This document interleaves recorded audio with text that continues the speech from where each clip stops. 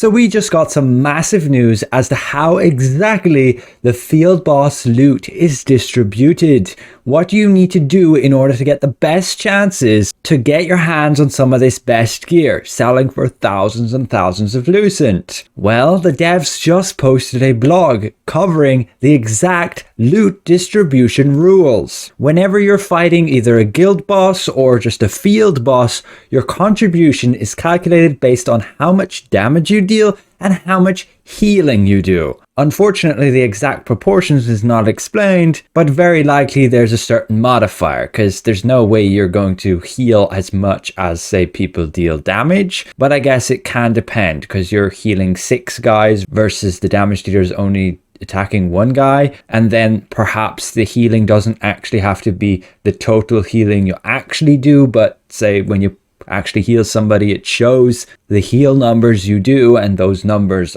potentially could be what's being added. So even if you're healing people while they're full HP, it still could be counting as contribution. But what this means is rip tanks. Tanks gain no contribution for, say, damage absorbed. We can look at the specific rules for general activities. So this is open world farming, abyss dungeon farming, quests, contracts, dynamic events, co-op dungeons, excluding the final reward chest, when you're just killing those normal elite and party elite enemies. The way this works is, first of all, as you may already know, when you tag an enemy, then it's your enemy, and that enemy will only drop loot for you and your party. So if an enemy's not tagged by you, it's like grayed out, you know for sure they won't drop you any loot. That's what this means exactly here, based on the player who first earned contribution. Everybody has an equal chance to obtain the loot across all party members who have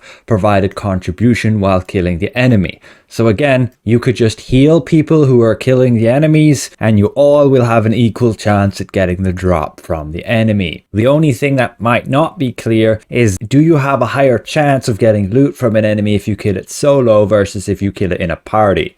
Is the chance split between your party members, or is it a separate chance per player? If the enemy drops multiple items, then those are being divided up between the amount of players in the party. So it's very likely the more players in your party, the less likely it is you get a specific item. So it may actually be better to kill enemies solo, if you can do so. But let's go to the field bosses and arch bosses. This is where the huge gains are at. And well, again, your contribution is based on just dealing damage and healing. So as a healer, you absolutely have to be in a party, and ideally as full a party as possible. Be aware though, you can as the healer heal other people who are, say, not a part of your party, but they do have to be, as far as we can tell, part of your guild or alliance. They have to be friendly players. But that could also just mean everybody. Unfortunately though, healers only have very specific abilities that can heal outside of their party. For the most part, their abilities just heal the players in the party, like your AoE heals. They will probably contribute to the most. But these specific field bosses, if you want any chance of getting loot, you have to contribute a lot. It's based on how many players are there and how much contribution you have done. If we look at an exact example, you could see, say, a boss drops a sword and a mask. If your contribution is 3%, so you dealt 3% of the boss's hit points in damage, then you will have a 3% chance of acquiring the sword or the mask. 50-50 split. So again, you have to deal 3% of the boss's hit points to gain that 3% chance. So it's exactly equal to how much damage you've dealt equals your chance at getting the item. So then everybody is wailing on this boss, and if you're maybe only doing 1% contribution and somebody else is doing a 10% contribution, they have a 10% chance to get the loot item where you only have 1% because you're still gearing up. This, in my opinion, is a very unfair system, because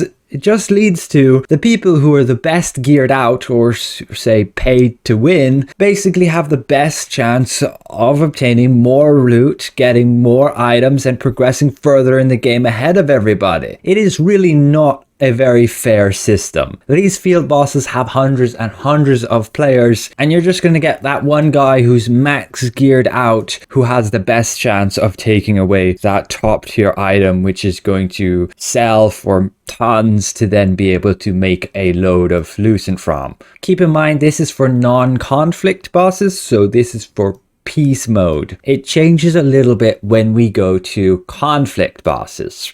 Now, your contribution as a guild matters most. So everybody who's within a guild, that contribution is added up, and essentially the guilds then with the most contribution have the best chance of obtaining loot. But it's not to say that any guild who meets the minimum contribution is still eligible of getting a drop. It's just their chance of getting the drop is significantly lower. However, in a conflict boss, if you die, your contribution is reduced by a whopping 70%. So it will reduce the total guild's contribution at the end of the match as well. But as an example, if player ABC has 10, 15 and 20% contribution respectively and all belong in the same guild, then the guild's total contribution would be 45%. That means the guild would have a 45% chance to acquire, say, the sword and the mask if that's what the boss is dropping. And if the guild successfully acquired the mask, then players A, B and C would each have an equal chance to receive that mask. But yeah, to me, this is pretty concerning that tanks gain no real benefit here. You are just kind of shooting yourself in the foot by playing a tank in this game. Your progression will be significantly lower because you don't actually gain any good contribution unless you're actually dealing good damage, which you've built as a tank, so you're not. If you're a healer, you still have that part where you can heal your allies and still gain contribution, but I'm sure it's going to be a good bit more situational than a damage dealer. A damage dealer, you're just wailing on the boss, and when it's dead, it's dead. The quicker you kill it, the less contribution everybody else will have because they have to deal damage too. So if you're that big fish in the sea, you're more likely to get bigger by getting those drops and profiting from them. If you've paid attention to any of your distribution in your guild, you may note that a lot of the same names are coming up again and again because those are the big guys in the guild, contributing the most to those bosses in terms of dealing damage and getting their drops.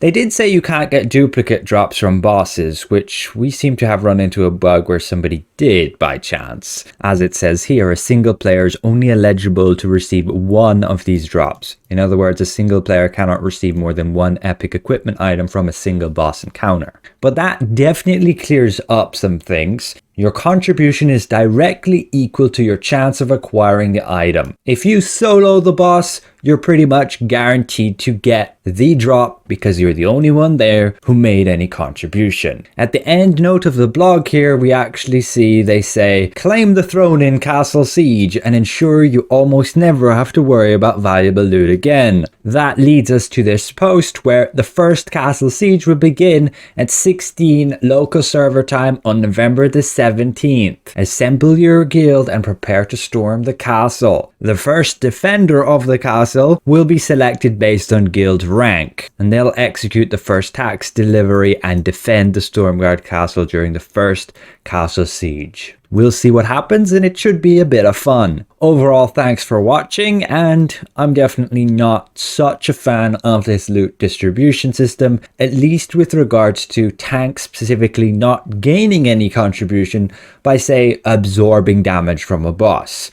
But you could also argue those bosses don't necessarily need a tank, but that's still a pretty sad system. On top of that, there should be a pity system. If you don't gain drops after a certain period, your contribution should be multiplied for the next fights that you go into. So over time, you should be more and more likely to actually get a drop for all that time that you get nothing. But at least they did recently add the ability to now get a selection chest by chance from these chests. But I believe the drop rate is like 1 in 333 you have to open. So that's going to take you like 2 months to acquire enough participation boxes for that amount by attending 5 of them every day, which is a bit nuts. But yes, thanks for watching, and we'll see you guys around. Goodbye for now.